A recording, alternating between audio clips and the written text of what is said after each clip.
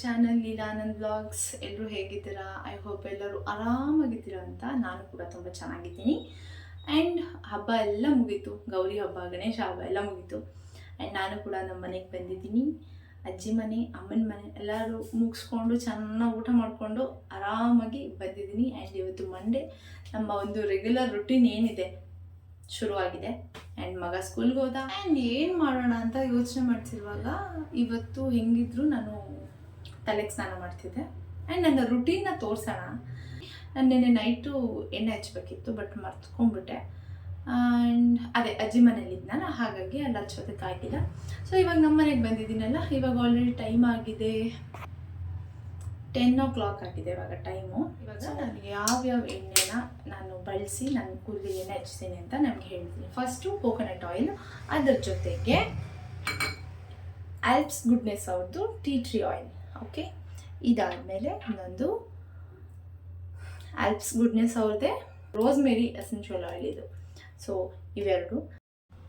ಈಗ ನಾನು ನನ್ನ ಕೂದಲು ಅಥವಾ ನನ್ನ ಹೇರ್ ಲೆಂತ್ಗೆ ಎಷ್ಟು ಬೇಕೋ ಅಷ್ಟನ್ನು ನಾನು ಕೊಬ್ಬರಿ ಎಣ್ಣೆ ಹಾಕೋತಾ ಇದ್ದೀನಿ. ಅದ್ರ ಜೊತೆಗೆ ನಾನು ಟೀ ಟ್ರೀ ಆಯಿಲ್ನ 1-2 ಹನಿ, ನಿಮ್ಮ ತುಂಬ ಉದ್ದ ಇದೆ ನನ್ನ ಕೂದಲು ಅಂದರೆ 1-2-3 ಹನಿ ಜಾಸ್ತಿ ಆಗ್ಬೋದು. ನನ್ನ ಕೂದಲು ಲೆಂತ್ಗೆ 1 ಹನಿನೇ ಜಾಸ್ತಿ. ಸೊ ನಾನು ಇಷ್ಟು ಕೊಬ್ಬರಿ ಎಣ್ಣೆಗೆ 1 ಹನಿ ಹಾಕ್ತಾಯಿದ್ದೀನಿ tea tree oil. And rosemary ಆಯಿಲ್ನು ಸ್ವಲ್ಪ 1-2 ಹನಿ ಹಾಕ್ಬೋದು. ಅದಾದಮೇಲೆ ನಾನು ನೀಟಾಗಿ ಹೆಂಗೆ ಮಸಾಜ್ ಮಾಡಬೇಕು ಅನ್ನೋದನ್ನ ನಾನು ನಿಮಗೆ ಹೇಳಿದ್ದೀನಿ. ಎಲ್ಲನೂ ಮಿಕ್ಸ್ ಮಾಡಿ ಇವಾಗ ನಮ್ಮ ಒಂದು ಕೂದಲಿಗೆ ಹೆಂಗೆ ಹಚ್ಕೊತೀನಿ ಅಂತ ತೋರಿಸ್ತೀನಿ. ತಲೆ ಕೂದಲನ್ನ ಪಾರ್ಟಿಷನ್ ಮಾಡಿ ನಿಮ್ಮ ಬೆರಳು ತುದಿ ಅಂದರೆ ಫಿಂಗರ್ ಟಿಪ್ಪಿಂದ ಎಣ್ಣೆನ ಡಿಪ್ ಮಾಡಿ ನೀಟಾಗಿ ಸ್ಪ್ರೆಡ್ ಮಾಡಿಕೊಂಡು ಕಂಪ್ಲೀಟಾಗಿ ಬುರುಡೆ ಪೂರ್ತಿ ಅದು ನೀಟಾಗಿ ಈವನಾಗಿ ಅಪ್ಲೈ ಮಾಡಬೇಕು. ಸೊ ದಟ್ ನಿಮಗೆ ಒಂದು ಕಡೆಯೂ ಎಣ್ಣೆ ಹಚ್ಚಿಲ್ಲ ಅನ್ನೋ ಥರ ಅನಿಸಲ್ಲ. ಸೊ ದಟ್ ನಿಮ್ಮ ಕೂದಲು ಆಗಲಿ ಡ್ಯಾಂಡ್ರಫ್ ಆಗಲಿ ಏನಿದ್ರೂ ಖಂಡಿತವಾಗ್ಲೂ ಉದುರೋದು ಕಡಿಮೆ ಆಗುತ್ತೆ, ಡ್ಯಾಂಡ್ರಫು ಕಡಿಮೆ ಆಗುತ್ತೆ. ನೀಟಾಗಿ ಒಂದೊಂದೇ ಪಾರ್ಟಿಷನ್ನ ತಗೊಂಡು ನೀವು ಎಣ್ಣೆ ಹಚ್ತಾ ಹೋಗಬೇಕು. ಕೆಲವರು ಸುಮ್ಮನೆ ಮೇಲ್ಮೇಲೆ ಹಚ್ತಾರೆ, ಹಂಗೆ ಹಚ್ಚಬಾರ್ದು. ಎಣ್ಣೆ ಹಚ್ಚೋದಕ್ಕೂ ಒಂದು ರೀತಿ ನೀತಿ ಇರುತ್ತೆ. ಸೊ ಹಂಗೆ ಹಚ್ಚೋದಷ್ಟು ನಮ್ಮ ಕೂದಲು ನಮ್ಮ ಮಾತು ಕೇಳಿಕೊಂಡು ನಮ್ಮ ಜೊತೆ ಚೆನ್ನಾಗಿ ಜೀವನ ಪೂರ್ತಿ ಇರುತ್ತೆ. ಇಲ್ಲ ಅಂದರೆ ಅರ್ಧದಲ್ಲೇ ಬಿಟ್ಟು ಹೋಗುತ್ತೆ. ಸೊ ಈ ಥರ ನೀಟಾಗಿ ಮಸಾಜ್ ಮಾಡಿಕೊಂಡು ಎಲ್ಲ ಫಿಂಗರ್ ಟಿಪ್ಪಲ್ಲೇ ನೀಟಾಗಿ ಮಸಾಜ್ ಮಾಡಬೇಕು.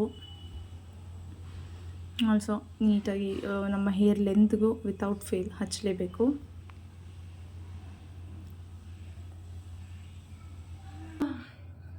ತಲೆಗೇನೋ ಚೆನ್ನಾಗಿ ಅನಿಸುತ್ತೆ, ಕೈಗೆ ನೋವು ಬರುತ್ತೆ. ನಾನು ಕಂಪ್ಲೀಟಾಗಿ ನನ್ನ ಒಂದು ಕೂದಲಿನ ಬೆಂಡ್ ಮಾಡಿ ಉಲ್ಟಾ ಹಾಕ್ತೀನಿ.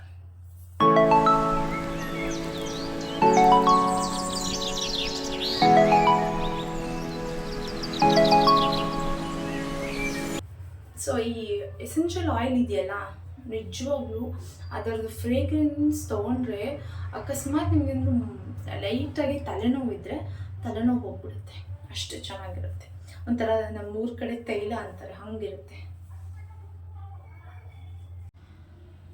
ಸೊ ಎಣ್ಣೆ ಎಲ್ಲ ಹಚ್ಚೋದ್ಮೇಲೆ ನೀಟಾಗಿ ಕೂದಲನ್ನೆಲ್ಲ ಎತ್ತಿ ಮೇಲೆ ಒಂದು ಜುಟ್ಟು ಹಾಕ್ಬಿಡಿ. ಇಲ್ಲಾಂದರೆ ಉದ್ದ ಜಡೆ ಇರೋರು ನೀಟಾಗಿ ಜಡೆ ಹಾಕ್ಬಿಟ್ಟು ಕಟ್ಕೊಳ್ಳಿ. ಎಣ್ಣೆ ಹಚ್ಚಿರೋ ಕೂದಲಿನ ಬಿಡಬೇಡಿ ಆದಷ್ಟು, ಯಾಕೆಂತಂದರೆ ಡಸ್ಟ್ ಬೇಗ ಅಬ್ಸರ್ವ್ ಆಗುತ್ತಲ್ಲ, ಹಾಗಾಗಿ.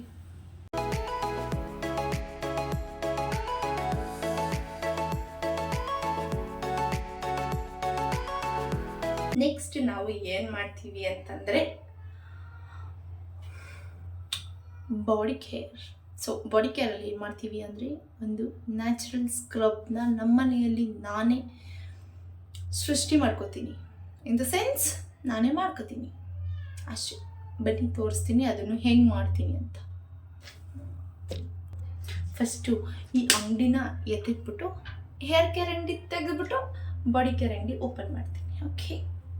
ಓಕೆ ಇವಾಗ ಬಾಡಿ ಕೇರ್ ಬಗ್ಗೆ ನಾವು ಕಾನ್ಸಂಟ್ರೇಷನ್ ಮಾಡೋಣ. ಓಕೆ, ಈಗ ನಾನೇನು ತೋರಿಸ್ತಾ ಇದ್ದೀನಿ ನಿಮಗೆ ಅಂತಂದರೆ ಸ್ಕ್ರಬ್, ಬಾಡಿ ಸ್ಕ್ರಬ್ನ ನಾನು ಹೆಂಗೆ ಮಾಡ್ಕೊತೀನಿ ಮನೆಯಲ್ಲೇ ಒಂದು 4-5 ಐಟಮಲ್ಲಿ ಅಂತ ನಾನು ನಿಮಗೆ ತೋರಿಸ್ತೀನಿ. ಓಕೆ, ಫಸ್ಟ್ ಬೇಕಾಗಿರುವಂಥ ಐಟಮ್ ಅಂದರೆ ಶುಗರ್ ಆದಮೇಲೆ ಹನಿ ಆದಮೇಲೆ ಸಾಲ್ಟ್.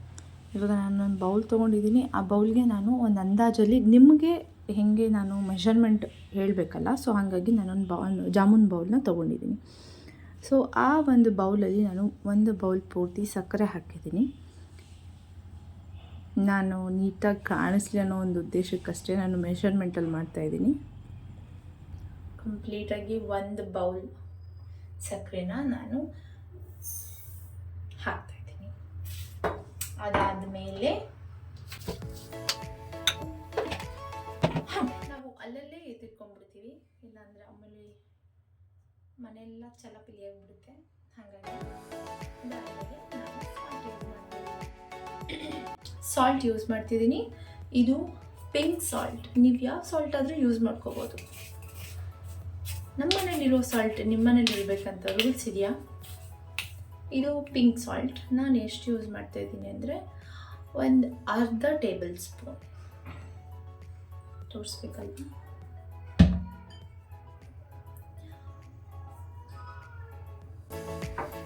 ಆದಮೇಲೆ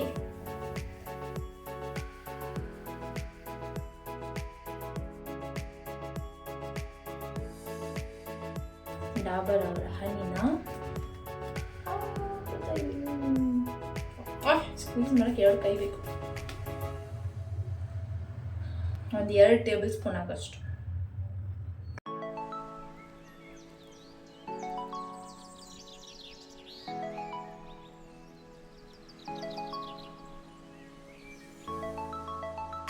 ನೀವು ನೋಡಿ ಇಲ್ಲಿ ಕಾಣಿಸುತ್ತೆ.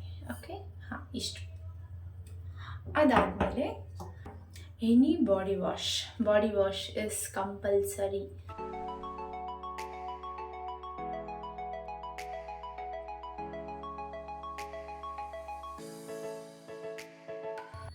ಇದಿಷ್ಟನ್ನು ಮಿಕ್ಸ್ ಮಾಡಬೇಕು. ಸ್ಟಾರ್ಟಿಂಗ್ ಸ್ವಲ್ಪ ಡ್ರೈ ಅನಿಸುತ್ತೆ, ಹೋಗ್ತಾ ಹೋಗ್ತಾ ಅದೇ ಒಂಥರ ಕ್ರೀಮಿ ಟೆಕ್ಸ್ಚರ್ ಬಂದ್ಬಿಡುತ್ತೆ. ಇವಾಗ body scrub is ready. So ಒಳ್ಳೆ ಕ್ರೀಮಿ ಟೆಕ್ಸ್ಚರ್ಗೆ ಬಂದಿದೆ. ಆ್ಯಂಡ್ ನಾನು ನಿಮಗೆ ತೋರಿಸ್ತೀನಿ ಹೆಂಗೆ ಯೂಸ್ ಮಾಡ್ತೀನಿ ಅಂತ. ರೈಟ್ ಹ್ಯಾಂಡ್ಗೆ ನಾನು ಹಾಕೋತಿದ್ದೀನಿ. This is my right hand. Okay, ಒರೆಸ್ಕೊತೀನಿ. ಆದಮೇಲೆ ಬಾಡಿ ಸ್ಕ್ರಬ್ನ ತಗೊಂಡು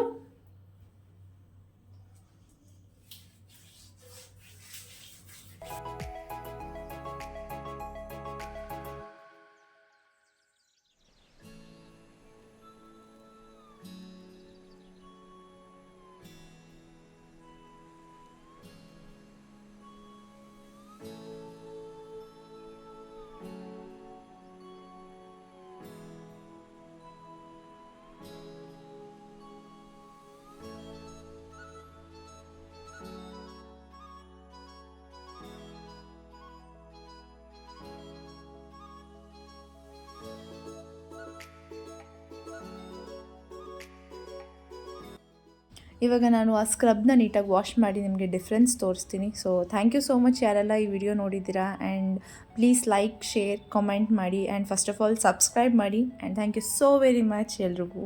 ನೀವು ಆರಾಮಾಗಿ ಡಿಫ್ರೆನ್ಸ್ನ ನೋಡ್ಬೋದು ಸ್ಕ್ರಬ್ ಯೂಸ್ ಮಾಡಿದ್ಮೇಲೆ. ಈ ಒಂದು ಕೈಗೂ ಈ ಒಂದು ಕೈಗೂ ಎಷ್ಟು ಡಿಫ್ರೆನ್ಸ್ ಇದೆ ಅಂತ. ಅಟ್ಲೀಸ್ಟ್ ಒಂದು ವಾಶಲ್ಲಿ ನೀವು ಒಂದು ಶೇಡ್ ಆಫ್ ಸ್ಕಿನ್ನನ್ನು ನೀವು ಲೈಟರ್ ಆಗಿ ಮಾಡ್ಕೋಬೋದು.